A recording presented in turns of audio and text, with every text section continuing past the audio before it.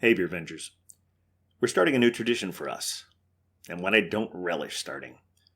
My personal favorite podcast, the one I've learned a lot from, and the one I base a lot of my approach to podcasting, is WTF with Mark Maron.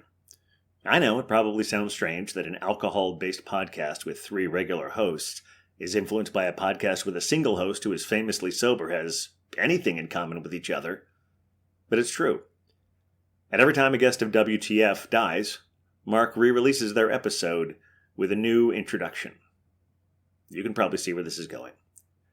We lost our first Beervenger a little over a week ago. You knew him as Father Brownstout.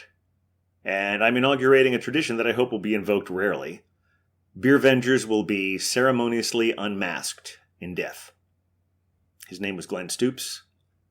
He was my father. We made references to him periodically, especially when I was visiting him at his home in Dayton, Ohio. And just under a year ago, he and I and 4 other Beervengers went on a beer trip across Belgium and Germany. We had more trips planned. I'm saddened and angry that this was our last trip together, that I couldn't have asked for a better one to be our unplanned swan song. Shortly afterward, the 6 of us got together for an episode to recount our journeys and to officially welcome Father Brownstout and Triple, always the Triple, into the Beervengerverse. That is what you're about to hear. So, wherever you are, raise a glass, literally, figuratively, or whatever your version is, to the memory of Father Brownstout, a.k.a. Glenn Stoops. That is all for now. Hope to reconnect with you all in happier times. And join us to celebrate his memory with this re-release of the Beervengers European Vacation, Volume 1. Well, we're the Beervengers, Beervengers, Beervengers. We're the Beervengers. Welcome to the Beercast, everyone. Coming to you from an undisclosed location in Astoria, Queens, I am Captain Porter Brownstout. And coming to you from the uptown side of Fresno, California, this is the Pale Male Hophead Huck. And coming to you from an undisclosed location in the County of Kings, it is I, the Beer Wonder. And coming to you from the other side of an undisclosed location in the Fresno, it is I, Cider Girl. And we are The Beervengers.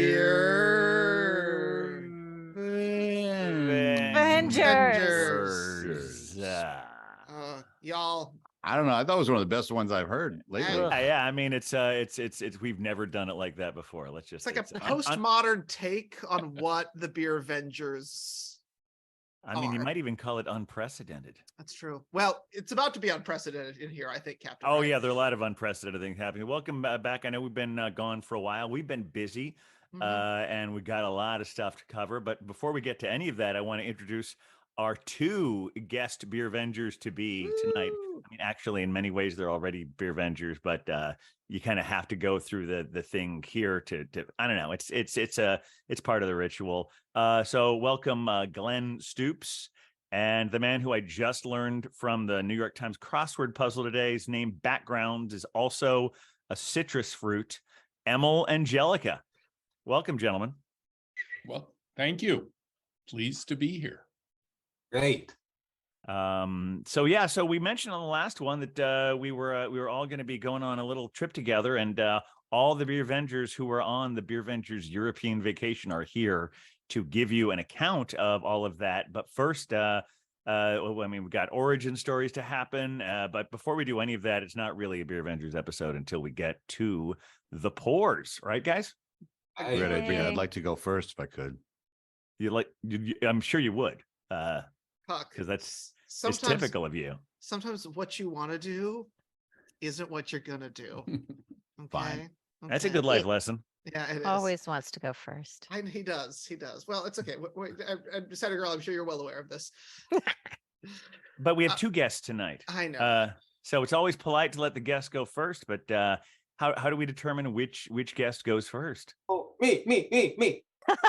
I think that's how we There determine. you I go. think that, You called honestly, it. that was pretty simple. I liked that. I like that. I know, Beer Wonder. I know you're usually arbiter of politeness, but Correct. as much as I appreciate Glenn's enthusiasm, Yes.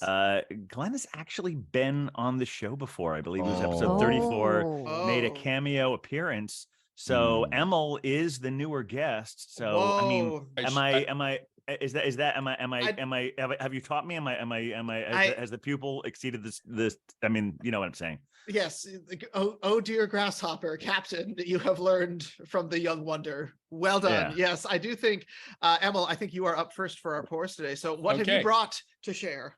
So I have brought a Tripel Oh, lovely. that is a Belgium-made one, Mhm. and it's Carmelite is Mhm. the name of the brewery.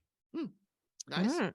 And now Beautiful. I'm gonna pour it into Okay. this Ooh. glass. Oh, you've already opened it. Well, you're Oh, ahead of the game. okay. Very good. Yeah, very nice. Oh dear. Oh, okay. It's got that beautiful caramel color that I would expect. It's caramel light, right? That would make sense. That's perfect. Really descriptive. subtle head. Ooh, Yeah, you didn't even look have to at tip the that. glass much. No. Very good. Little cloudy, now- but I'm digging it. Yeah, it is a little cloudy. It is it looks good. It looks very good. Now, do I get to drink it here, or do I wait till everybody I mean, you can get pours? started as long as you save some for a group toast in a bit. Okay. But, Well, I'm gonna try a sip, and I'll let you know. Okay. can we see that bottle one more time? Yeah, hold that up right next to that glass so we can see. Hold them Ooh. right Oh, yeah. together. There we are. Oh, Oh, nicely perfect. done. It's gorgeous. Beautiful. Lovely. Very traditionalist can art or bottle art, I Yeah. guess is what we're calling this. Yeah. Excellent. All right. Well, no, Glenn, we made you wait, so I think Right. it's your turn. It was hard. I have here a brown ale from 50 West. Oh, that's Ooh. near Cincinnati, right? Ooh, lift that up so we can see it. Yeah. Lift it up Lift the glass up high. just a little bit higher. Oh, there we go. Ooh, oh, what a lovely color. Good head growth on that one. Nice and foamy. Yeah, yeah. Nice mug. This is a crystal mug from my friend Lori. Excellent. Gorgeous. Oh, beautiful. Yeah. And hold that can next to it as well. Get her on the screen. Let's take a look. Yeah. Oh, yeah. Oh, that's great. There we go. Ooh. That looks delicious. 50 Yeah. West, like the road sign. I love it. Mm. Exactly. And that deliberately so, but we can get into that story a little bit. All right. So now that we finally got this, so am I officially the arbiter now, or do you want to weigh in on this, Beer Wonder? No, I I'm think taking- Cider Girl will be next. Well, that's what I was going to say. yeah, that because- seemed reasonable. If we're going in order of attendance on the shows, yeah, Cider Girl does need to rep. Well, I'm super excited about this. Well, I don't remember much of our trip because of all the beer, but I do remember that we stopped by see, I can't even say it. Delirium. Wow. Whoa. We did stop by this brewery on our trip. It was an incredible experience. And this is the red, Mm. which I believe, if I'm right, is going to have notes of cherry. Oh, yes. Now, Oh, did you yeah. find that in California? I did find this in California. Excellent. Yeah. And Oh, and a in matching glass. in appropriate glassware, we should mention. Yes. Yeah. Of course, always. Or Right. plasticware. Yeah, I was This is learned and this anything- this is actually the first time Cider Girl has had a beer on the show. So That's true. that's a momentous in and of itself. It looks Gorgeous. like Look at that. it looks Yeah. red.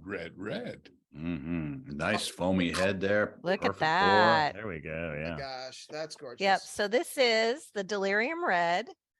It is not their most famous of their creations, but we tried it and it was the first beer I ever said, you know what? That's okay.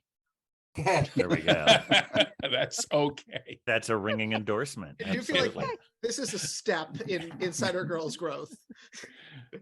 All right. Well, here's the thing. Huck, you were so excited and I burst your bubble earlier, which is really my job around here. So You're I feel very like- good at it. Thank Yeah. you. Let's do it. I Let's got do a it. beer up from Washington, Seattle area. This is Fremont Brewing. This is called Head Full of Fresh Hops. It Mm. is a fresh hop hazy IPA. So fresh hops are beers that are made with hops that were on the vine less than 48 hours ago, as it were, Oh. when you start. So they're actually, this is made with fresh hops, and I figured out west, this is the place to get them, and we're lucky enough to get this here in Fresno. So let's take a look at what it looks like. Seeing a nice, I'm getting like a Ooh. grapefruit look here. Real Oh hazy. yeah. Very hazy. It was pretty. Oh, So very dry hopping with wet hops. Wow. It's interesting. That's a gorgeous foamy head there. Really I'm wondering is. how long that's going to stick around. Mm. All right, very good. Does it smell fruity? Oh yeah, Yeah. yeah. It's got a nice citrusy nose, citrus hops. Excellent. I'm digging it. Now you guys got to fight it out, I know. or you could just one of you could just say, "I'm I know. having a beer now." Captain. Well, Oh, all right. let me, if I Okay, get my Miss Sa- Manners book out. Cider girl. Thank you. Yes. Yeah, I feel like often you would say that, like the elders go first. Oh, I see. I see. You All know, right. so it might right, be, Since since after we, I am between the two that are left, I am the default elder. Wouldn't ordinarily be the case in this room, but now I am. True. So I actually have with me to no one's surprise in particular, I have a Sponsored pour. that's A right, it's sponsored pour. a sponsored pour from the Beer and Cheese Collective in Astoria, Queens. And also I should say I went there recently, and Sarah picked this out for me. Rig Lefevre, who was on our show just a few months back. They are fortunately for them, unfortunately for us, moving upstate. So Sarah is our new contact there, and I told her that we wanted to do something for our Belgium trip. So she got me, this is actually a Chicago beer, or Niles, I think is the name of the city in Illinois, but it's from Une Année Brewery that specializes in Belgian beers. And this is their Quad Abbey Ale. Quad. Oh. Whoa. Oh my So goodness. yeah, go. so What I see your triple and I raise you a quad. Yeah, I know. I it's got to be what, 11%, 10%? 11%, yes. 11%. Yeah. So here we go in my Beer and Cheese Collective glass. By the way, that's at 35-11 Ditmars Boulevard. Oh, that little spot. My gosh, this is Yeah. like Look at it's somewhere that. between a brown ale and that tripel that we were seeing. Yeah. Sure is. Mm. Oh, the All right, tripel's put a it lot right up to the lighter. edge of the glass there. It certainly is, but this is here we go. Gorgeous. Simple can art. All right. Well, I am while you are all traveling far and wide, I am Oh, I keeping thought we were it- gonna toast. Sorry. I No, one more He pour. I gets- know, he 6 gets people. to This takes a pour. while. talk. I'll take it. I'm keeping it nice and close to home, in the County of Kings, within walking distance of my undisclosed location, from our dear friends at Wild East. I'm drinking their Punk Lullaby West Coast IPA, keeping it bi-coastal. Let's check this bad boy out. Love Wild East. I know this one is a freshie too. I picked it up recently, so let's check it out. Oh, yes, that nice hazy texture to it there. Good and hazy. Oh, nice head. And you can see that darkness coming in Oh, that West you Coast. can, Yeah, now it is more West Coast. Yeah. Yeah, it definitely has a West Coast look to it, and it definitely has a West Coast smell to it. So I'm trading my beaches on the East Coast to my pine forests of the Pacific Northwest with this guy. Excellent. All right, everyone, raise a glass. Right. Already. Here we are. Cheers, Beervengers. Beervengers. Cheers. Beervengers. Woo! Or Prost. Roast. That's true. Did we ever learn what they say in Belgium? I did ask somebody once. I feel there was Yeah, there was a We, period where we we were all did trying- learn, but we didn't remember. Okay. I That's think what it was happens we when learned you're but drinking, didn't yeah. remember. Yeah. when you're drinking and you're asking these questions, unless you're taking notes, which I think some of us did. I don't. Some of us, I mean, not me, but Yeah, my notes stopped on day 2. yeah, because we No, were I- having so much fun. Yes. I did chart our beers on Untapped, so I'll be able to help out a little anyway. Oh, good. It got a little hazy by the end. Speaking of hazy, this is a nice hazy IPA. Yeah. Got a very the fresh hops. I mean, if you told me it was fresh hop, if you didn't tell me it was fresh hop, I might not know. But now that I do know, I can detect that a little bit. It does have a more organic kind of flavor to it, and it's great. It's a very fresh hazy IPA, nice on the tongue. Got a real kind of little bitterness at the finish, but not too much. And nice citrusy tones. It's right on. The hops are from Washington State, right? Oh yeah, Yakima Valley. Yeah. I don't So- have a name of the hops on this, but it was 24 hours actually, not 48 hours, Oh, 24 wow. hours. So they don't dry out, they're put in wet. Right away. Yeah. right So We were So- lucky enough to go on a hop farm on our adventure, and we actually learned all about the processing of hops. And it's interesting to think that they just bust those open and make beer. yeah, Be right off the remarkable. vine. Yeah. Right. Or the vine, I should say. Theirs is an extensive processing that they do over weeks or months, it sounded like. Oh, Okay. is it They was have it- weeks from? But it starts like in like an 18-day window, have- right? yeah, Isn't that they have it- 18 they- days when they can? yeah. Exactly. 18 days for harvesting. Yeah. And the But- thing that blew my mind and was that, what is it? We were told, I think it's like 5 minutes. Is that what you remember of 5 minutes Yes. of a hop grower's time goes into any beer that you drink minimum? Drink, yes. So you Yes, must pretty enjoy your amazing. beer. Yes. Yes. And thank them while you're drinking. Thank you. Yeah. So I got to know, I've never had a quad. Is it very different than the tripel in terms of taste? Because I know the double doesn't taste like a tripel. I would say it's closer to a double than a tripel. Oh, I would. I interesting. mean, just because it has like, I feel like the tripels are generally lighter in color, and in color this is similar to a double. And I mean, I certainly have those fruity tastes to it. A little bit boozy. I feel like sometimes in the tripel, the boozy notes are stronger than the fruit. Yeah, that's what I agree with you on that. Yeah. This one has a little bit more sweetness to it. I also, to hop around to our, no pun intended, to our different locations that we went to, we were specified. I just noticed on the can it says it's a quad Abbey Ale. Remember the speech we got about the Abbey ales? That is not a holy ale; it is an Abbey Ale. Correct. We had a Right, guide right. who made it a point that these are Abbey ales, not holy ales, and sticking to this un année, brewing out of Niles, Illinois since 2013, is a quad Abbey ale. So yeah, but I also really it's very full bodied, and this is going to be a nice sipping beer. Well, I feel like from the quad, we should check in on the tripel and see how that is tasting. Yeah, it is fruity. It is also, as you said, boozy, and maybe that's the part I like. And it's complex, I think. It kind of has different kind of, as you start, it's fruity to start, and then it gets a little, I don't know, it mellows out a little and then gets a little boozy at the end, and I like the aftertaste. So other than that, it's a great beer. How is that 50 West Brown working out? It's excellent. It's a good brown taste, and it's closer to a stout than an ale. Oh, okay. Mm, All right. I get that. Cider Girl, you're Mhm. drinking a beer. This Yeah. is unprecedented Yep. in the history of Beervengers, at least recorded times. Oh, How did this happen? Yeah, so we were experimenting with the Creek style beers, if I'm saying that right, which Sure. are beers that are very popular in Belgium and Germany, Yeah, cherry where we lambics. Yeah. were visiting.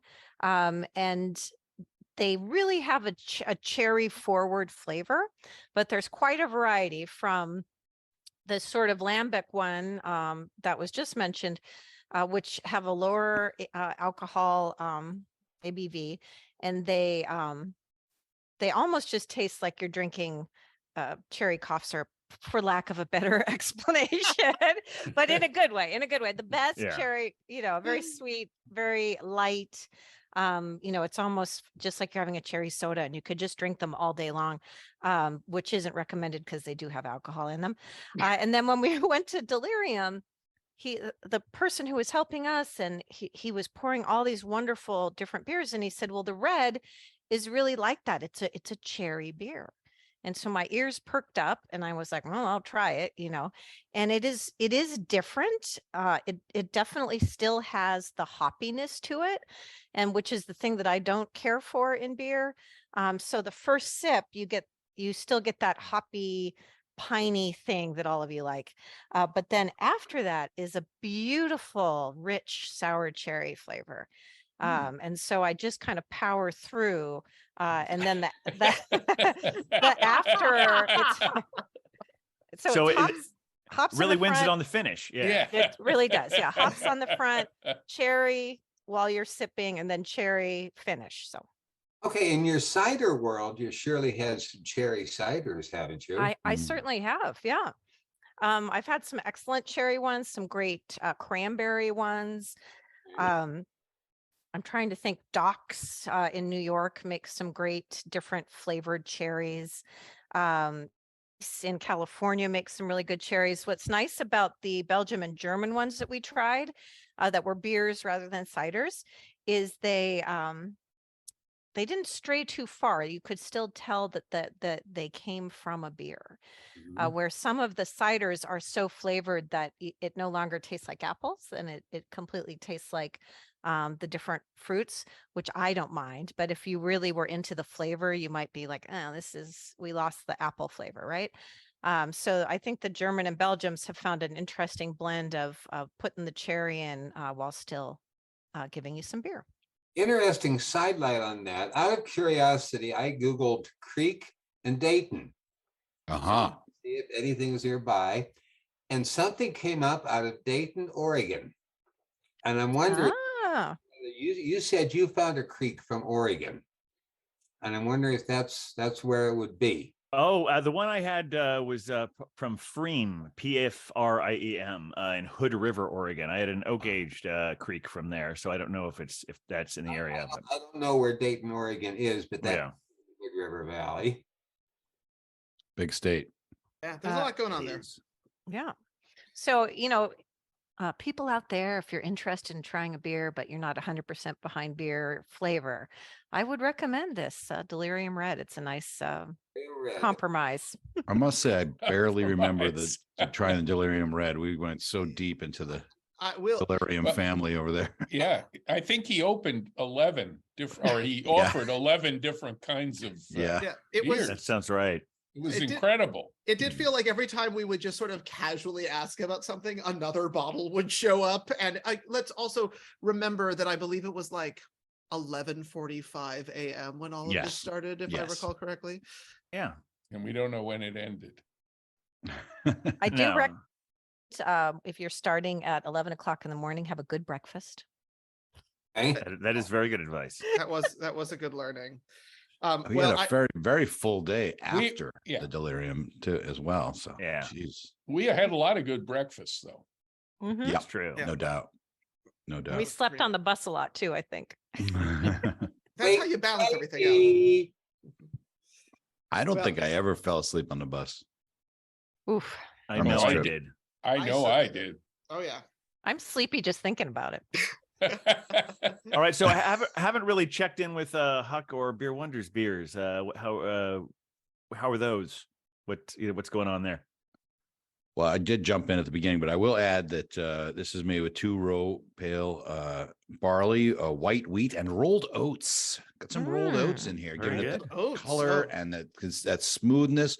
And the hops are fresh mosaic hops and fresh HBC 586 hops. Oh, that old chestnut. That old chestnut. I was pretty sure that's what it was. But you really can. That's where you get. I'm getting a lot of that tropical from the mosaic hops. But yeah, the freshness, it is a bit different. Yeah. And I really quite dig it. And though I didn't actually realize this was a hazy, so they must do dry hopping as well. But it's not mentioned here that they do that. Interesting. But it says highly citrus forward, predominantly orange and grapefruit with tropicals, pines, and grassy notes. Okay. I'll take it. Good stuff. And that's all I'll say about that. Moving on. I was going to say, Huck, I'm also living that mosaic life with this punk lullaby, because this one is living that mosaic and Eureka hops life, because that's how that works. That's how you do that. The description I read described it as orange marmalade. I'm going to question the marmalade character. I definitely get the orange. Like, I would not spread it on toast. Okay. I think that's the line I would draw. I would peel it. You have to get the segments out. You have to peel off the little membrane and just go with the actual orange rind.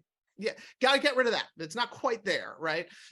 But so definitely that. There's a definite resin character. It's pretty kind of weirdly like dry. It's got this like caramelly finish. It doesn't hit me with too much of the burn that you're used to with hops, just kind of like a little sweet ending. I believe the word we're using is quaffable. There we go. Quaffable. Yeah. Quaffable, and a certainly respectable 7% alcohol by volume. So Yeah, and I love Wild East. I've been wearing my Wild East hat out here because I don't know if you guys know this. I lost my tilted barn hat. What? In On Munich. the trip? Oh, in Munich. Yeah, in Munich. Oh, that The sucks. very last area. The Huh? very last day, I lost my hat. Where?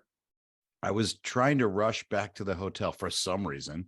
Oh. And on the way, I was getting warm. So I took my hat off and I stuffed it in my pocket, but I guess I didn't stuff it well enough. Yeah. Oh, you had to go to the bathroom. Yeah.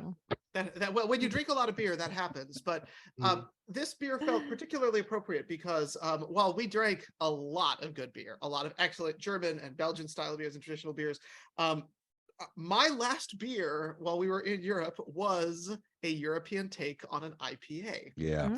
That was meant to be an American style IPA, a little bit West Coasty. And spoiler alert, I may have sampled this beer once before, but this is a beer that actually reminds me a lot of that last beer that I drank when we went to Bavaria's take on an American craft beer bar. Yeah. So It was a nice it place. It was the lovely It little really spot. was. And what's interesting, when we went to that place, it made me realize, why isn't this on a tour? Why wouldn't one of these new craft breweries should be on a beer tour? So it continues to make me think we should put together our own. Oh, Yes, we're gonna expand the European podcast into beer tourism. I mean, here's the, Could happen. we have enough people who have dealt with that in this crew that I think we could honestly make that work. But that's a think discussion for off the air. Yeah, we'll do Yes, that. We'll yes. talk about that later. I do have a traditional German outfit now, so Oh. I have the outfit to go along with the tour guiding if we need it. Right. There we go. Perfect. All right. Well, I think we've gotten all the tasting notes, and we've talked a little bit about the trip, and we get to more of that. But we do have 2 new Beervengers on the show today, so I think it's time to get to an origin story. You triggered it, Captain. You triggered it. Yeah, I did. And I guess keeping along with the whole idea, we have 2 origin stories to be told. One has been here before, so I think probably Emil's origin story has to go first, doesn't it? That seems about right. All right. Okay. So staying with the theme of Tripel, Yeah. I have 3 origin stories. Oh, Oh. okay. Okay. This is why you said we might have to make this a 3-parter, Beer Wonder? Exactly. Exactly. I was prepared for this. So my a little context. I grew up in a place called West New York, New Jersey, which is right on the Hudson, across from just about 42nd Street. There used to be a ferry that went over, and my mother was born in Germany, and I was the firstborn, and we lived in the same house as my grandparents in New Jersey. So there was 3 generations in the house. And when I was born, my mother was breastfeeding, and it was the tradition in Germany to have breastfeeding mothers drink brown ale. I did not know that. Oh, well, now you do. And I think there are multiple reasons for that. If they are anxious, it reduces some of the anxiety. It's extremely nutritious, right? And it causes the baby to sleep well. Oh my gosh. So again, Tripel, right? So 3 reasons to do it. So my first beers would have been mother's milk. There you go. It. Okay. When we air this, maybe we should add a disclaimer of like, this is not necessarily a doctor's advice. I mean, I think that's why we get the parental advisory warning on the show. We we get have that. that already. We're So I think explicit. 4 out of 5 Beervengers recommend. Well, I will point out that following in that tradition, when Ethan was born, I got brown ales for Marion. Okay. Okay. She only liked the Guinness though, so she drank Guinness while Ethan was. This explains so much, doesn't it? It does. Everyone? It does. Oh, gosh. Right. Oh, boy. So, so we followed that same tradition. So that's story number one. Story number two. I want to step back because since we just said your names and various things, we should point out that Emil is Beer Wonder's father. And Yes. Glenn is my father. We didn't actually ever say that at we this never point. we didn't cover that. Yeah. And we should provide context. That's why that Dun story. dun dun dun. I know. All right. And Yes. it's important. Hophead Huck, not my father. Oh yes. Yes. Oh, I'm glad we cleared that up too. got it. All right. So yes. Any other relationships we have to make clear, or is that? I mean, okay, the night is young, but so far we'll see. This is only the first beer. All right. So story number two is my grandfather, the German grandfather. I lived in their house, and when he came home from work, he worked in a factory, and when he came home from work, he would have me take his shoes off. And so I would, I was about 6 or 7 at this time, and I would take his shoes off, and he would hand me a small pail that he had, a galvanized pail. And he'd say to me, I want you to go to Al's bar, get a pail of beer and 2 cigars. So I would go to Al's bar, give him the pail, say, I need 2 cigars, and put it on my grandfather's tab. And he would fill the pail, and it had a little wooden top to it. It wasn't a huge pail. It was maybe a liter or a liter and a half, something like that.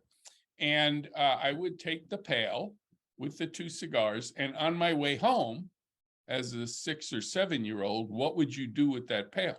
Gotta get a little would taste. swing it And and see if you could not spill anything, right? While you were swinging it.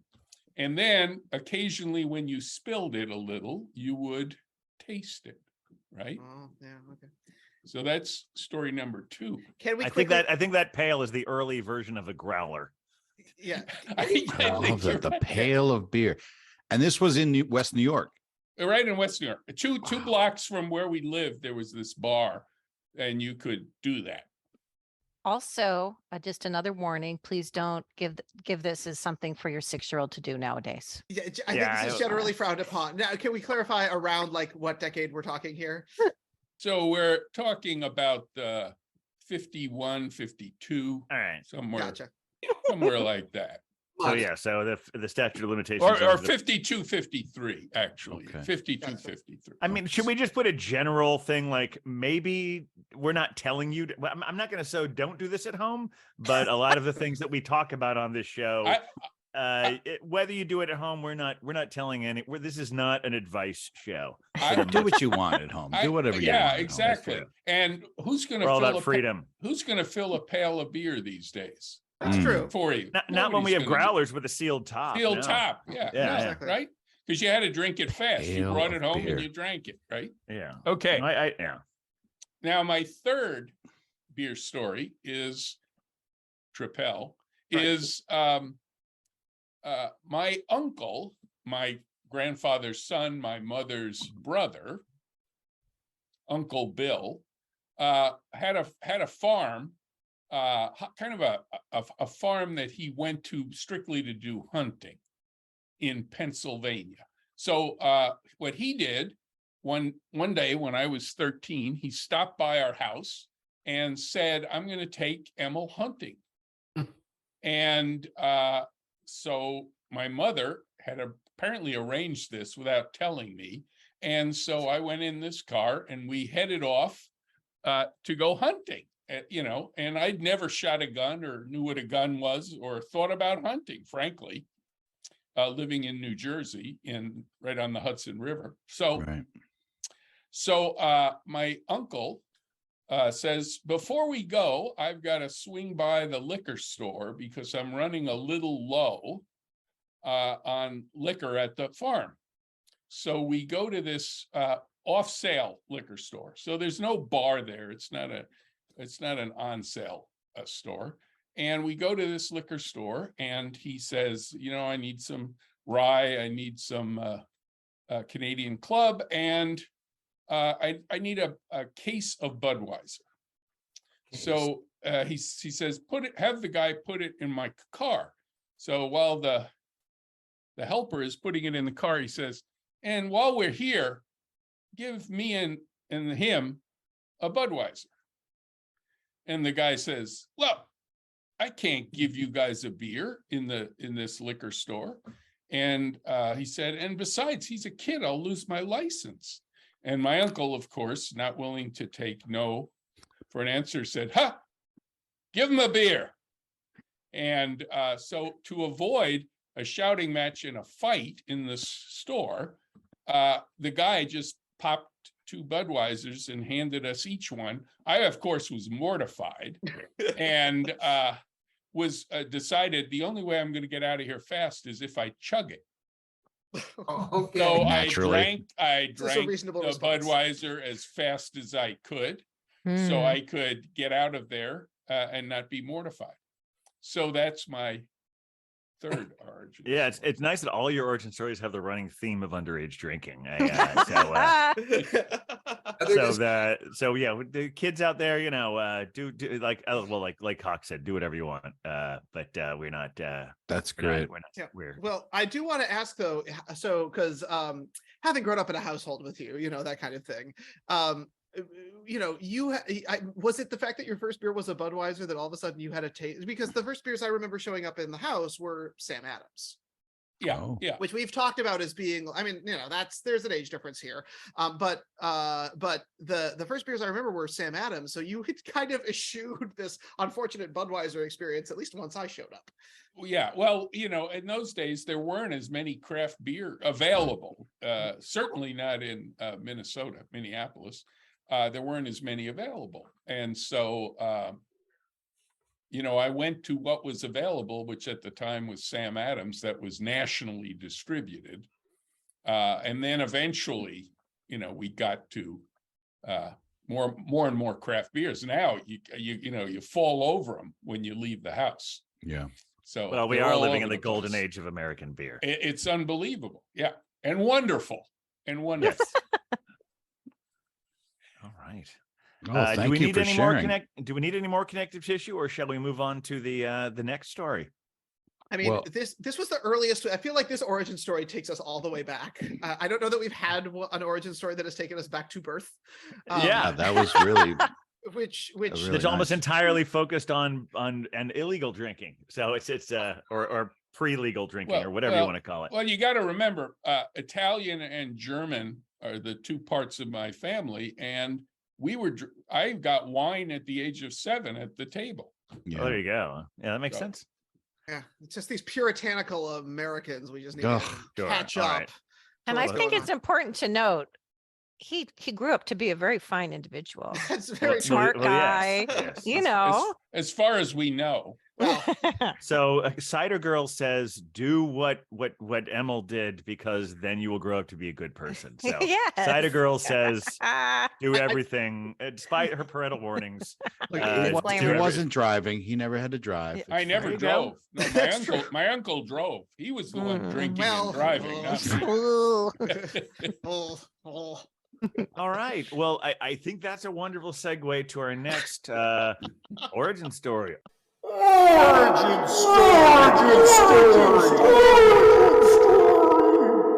Captain, you have to give us some warning before you trigger it. Okay, I'm very, sorry, It's it's, very. Can we get a content warning here? Okay, a Yeah, trigger my warning, ears please. hurt. Yeah. It's all right. So I think yeah, we need to hear the origin story of Glenn. I know that I've had a number of beers with you over the last small number of years, but I don't know how your beer journey got started. Yeah.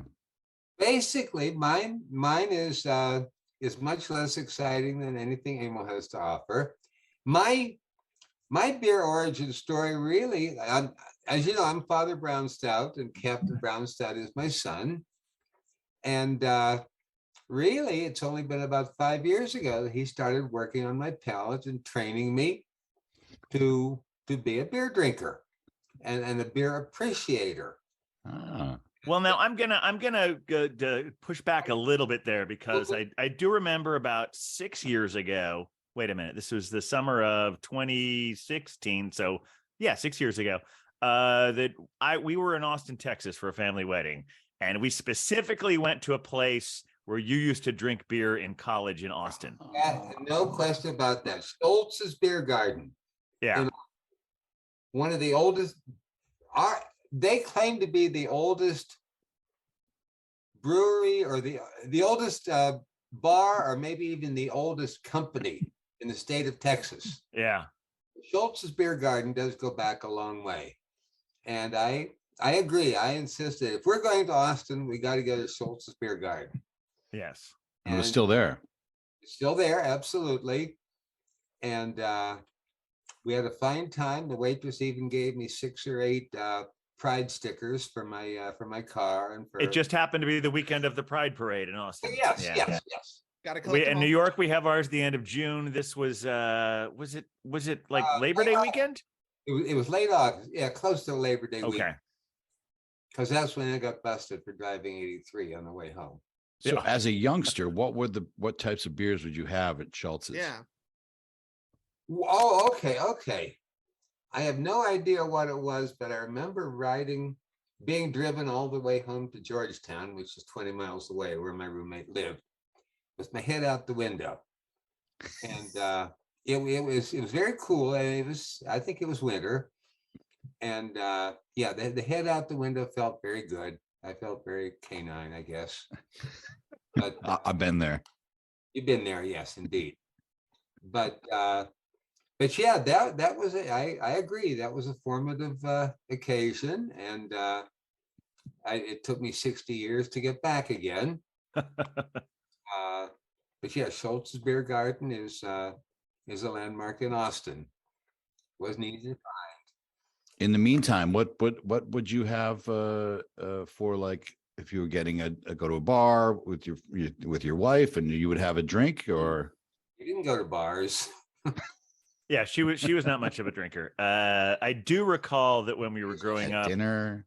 there would be occasionally times when you would have your family come in and you'd go out and get some Michelob, and there would always be enough to have there to share with your family members, and then a couple weeks later when you were mowing the lawn, there'd still be some Michelobs left there for that. It warmed up, yeah. Yeah.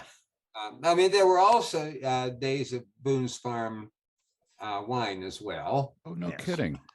Oh yeah. These are the California years when we were wild and crazy.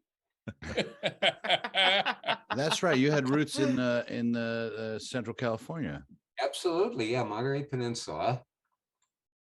And that is true. But and there's one beer party that we were invited to. A couple hippie wannabes that I worked with. They had an open house with a keg of beer, invited everybody, all their friends, and everybody in the office. And the only 3 people that showed up were me, my wife, and my baby son. With a keg. With a And keg. So- did he drink from the keg too? I wasn't watching. Captain.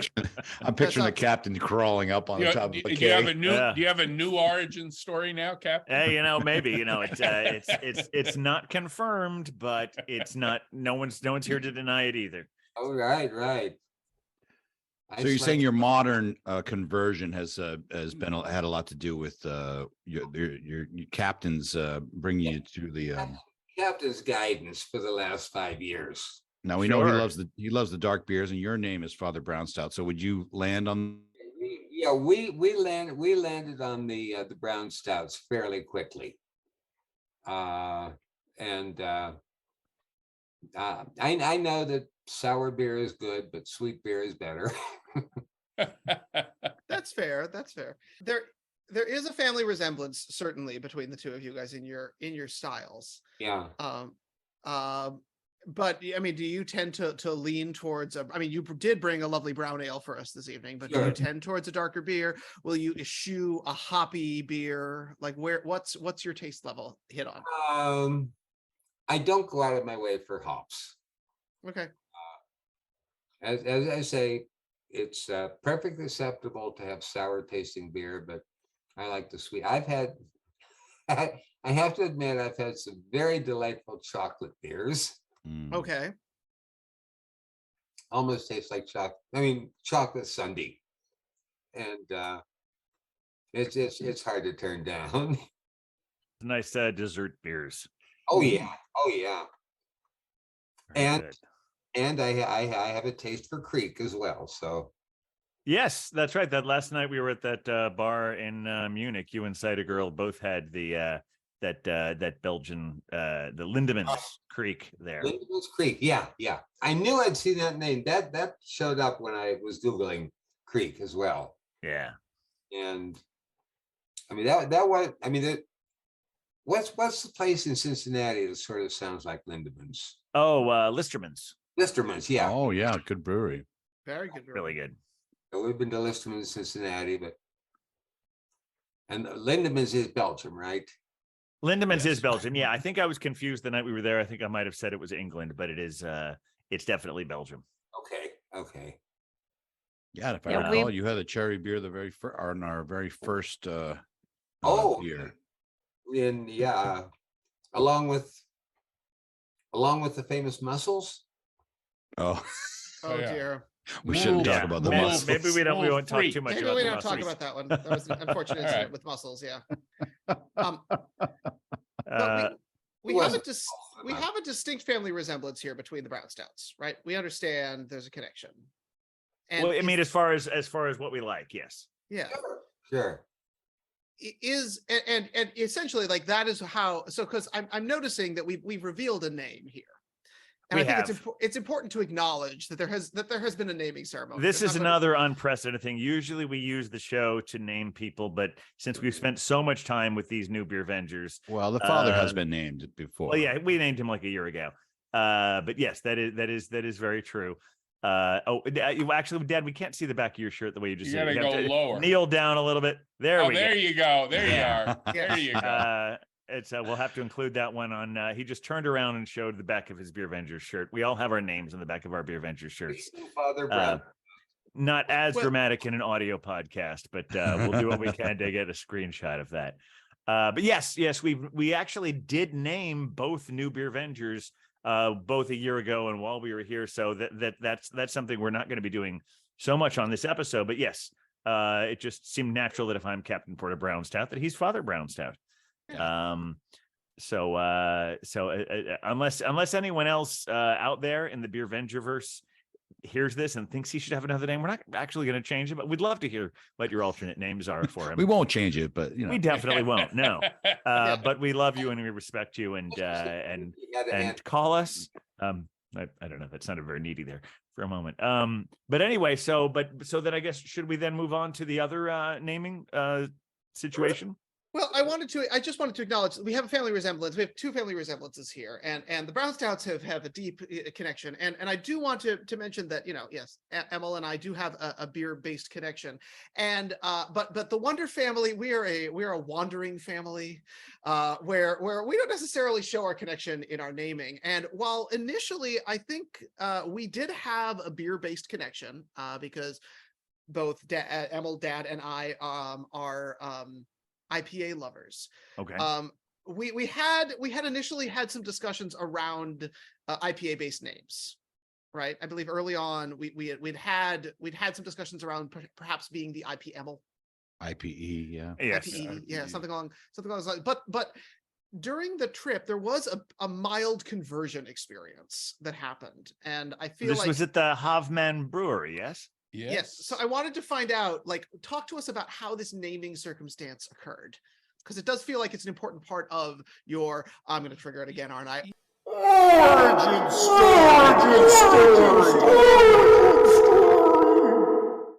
Yeah. I did it. I'm sorry. Sorry,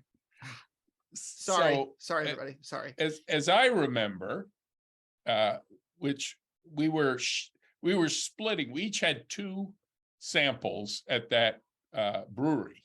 I don't know how many And- samples we had. We had a we pile had of tickets where we Well, could there get were a them. We didn't bunch of use all of them. tickets.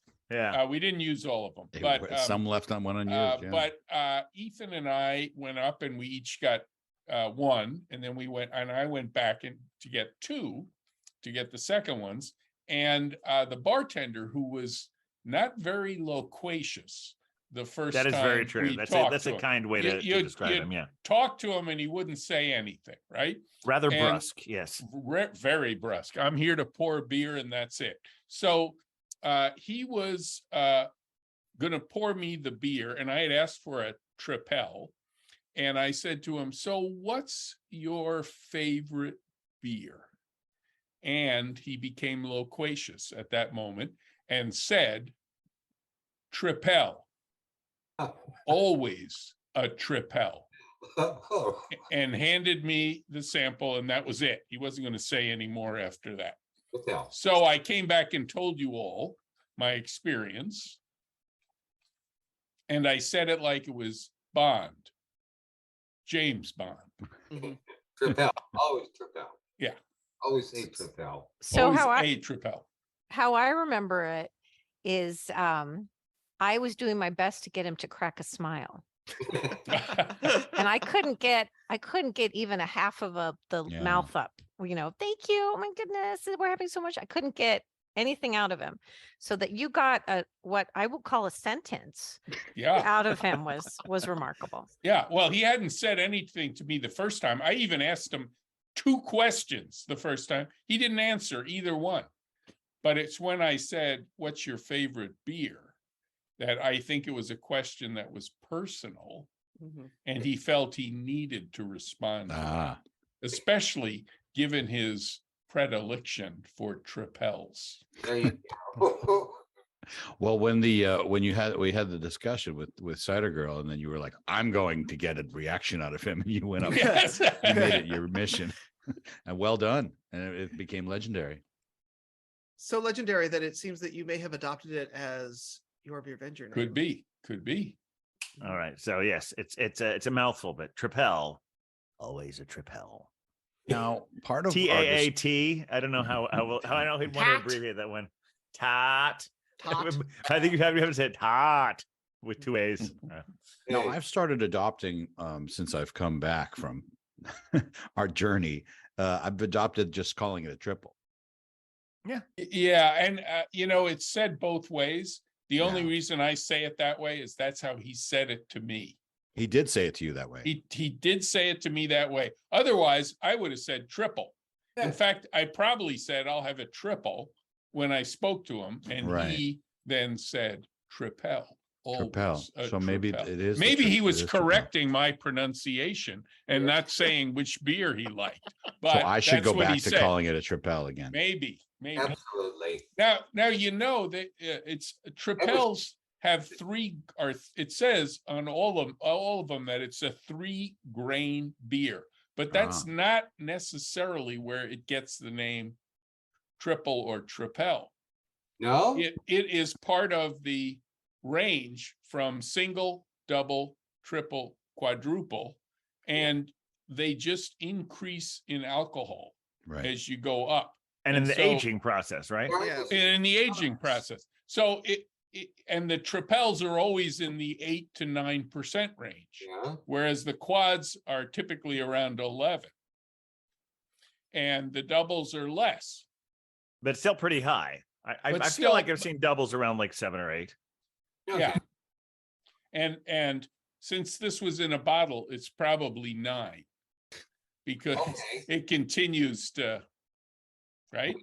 Yeah, it seems Continues to that sounds ferment, yeah. reasonable.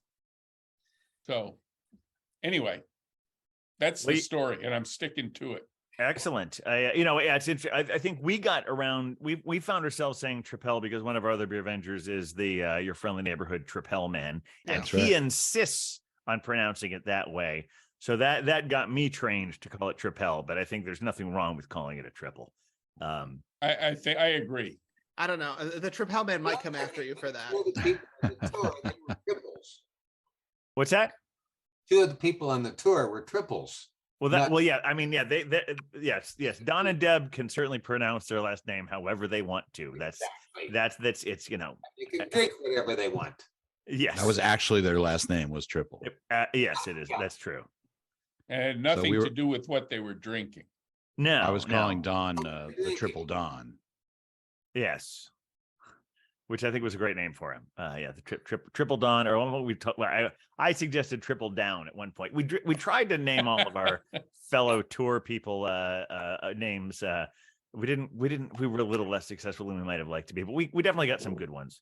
Well, at one point, sorry, Cider Girl, please. Well, I just wanted to give a shout out in case any of them are listening. They were such a great part of the tour. They sure were. They were good sports, and by the end of the tour, were singing the Beervenger theme song with us. So that was a whole lot you of fun. you gotta give it up to our tour guide and our fellow travelers. Oh, wonderful people.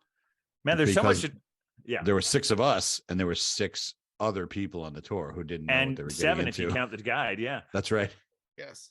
There's so much to talk about. I'm starting to feel that maybe, should we do a 2-part episode about this? I think so. But what I'd love to hear from the 2 new Beervengers, if there was a top #1 peak experience that they had while we were out on the field. Oh, that's very good. Yeah, I want to hear this. Should we start with the Father Brownstout? Father Brownstout, yes. I received my membership shirt by the side of the lake in Bruges. That's right. At our welcome dinner that first night. That had to be the highlight. That's really wonderful. Thank you. That's delightful. Yes. All right. Well, Tripel, always a Tripel. What was there a peak experience for you? Yeah, it's a tough one because I had 3 of them. And so just like your origin stories. Oh my gosh. Yeah. There's a tradition here. 3 favorites. The hop farm was phenomenal from my point of view. Oh yeah. The Belgian dinner that we had, where we made dinner in this woman's home. In Brussels, in Brussels, No, it's Belgium. I can be more specific than Belgium. And the third was actually the tour of the Delirium brewery, which was 100% automated. No, it wasn't 100%. Right. Well, come on, we saw people working the line there. Not a lot. Yeah, but no, we did actually ascertain. Yeah, I'm not trying to take away from those impressive robots. They were great. But there was actually a guy on the tour who specifically said, "What's your percentage?" And there were some people there working. So it was a high percentage of automation, though, for sure. That's true. Just it was, and so for me that was phenomenal. So those are my 3 high points. It's definitely the best brewery tour I've ever been on. Was the amazing Hieg brewery. Hieg. I don't know. And all the beers we got to sample at it too. Mm-hmm. Yeah, that was quite an experience. That. Do you have a second or third Father Brownstout? Getting off we were actually on a tourist. We were on a tour as well as drinking. Yes, that's true. That's true. We were showing a lot of Lest things. we forget. We did. It was a beer and wine tour, but yeah, there were other things besides beer and wine. Residents in Würzburg. Yeah. The Golden Mirror. They called it not a gallery, not a restaurant. And anyhow, salon. The room that was completely filled on all sides with golden mirrors. Mm. And the tale that they told about having to rebuild it after the war. Yeah. And they took a few shards of the golden mirrors from the rubble. And from that, plus pre-existing plans. And photographs, I think, too, right? Yeah. Yeah. Rebuilt the entire Gilded Mirror Gallery over decades. And it was a special project of a U.S. Army officer that basically devoted his life to rebuilding the castle in Würzburg. And that I keep telling everybody, it was I just couldn't believe that they had rebuilt that thing from scratch, built the thing in the first place, and then reconstructed it from scratch. That was spectacular. Yeah, that was quite something.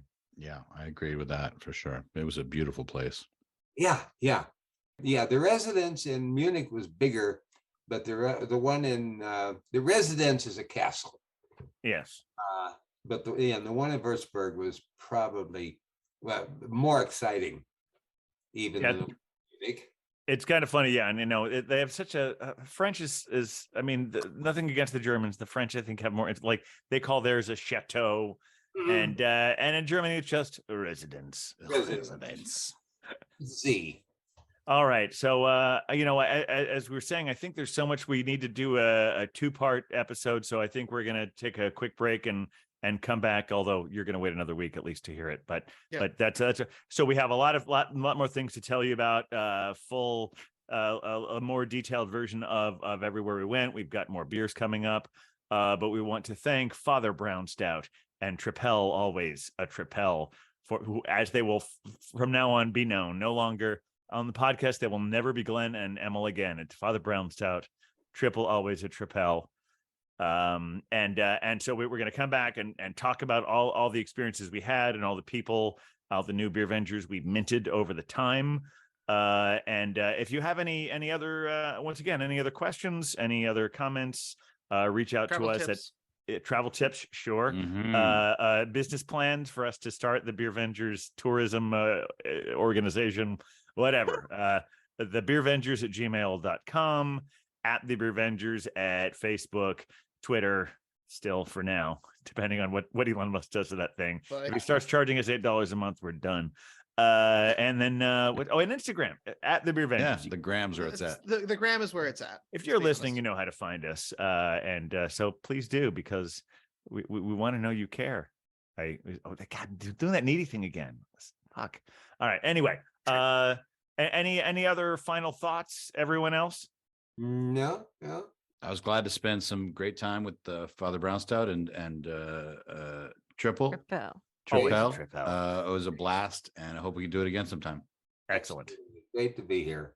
But most importantly, come back anytime. Come back anytime. Yeah, absolutely. Right. All right, Huck, play us out. With the Beervengers, Beervengers, Beervengers. We're the Beervengers. Beervengers.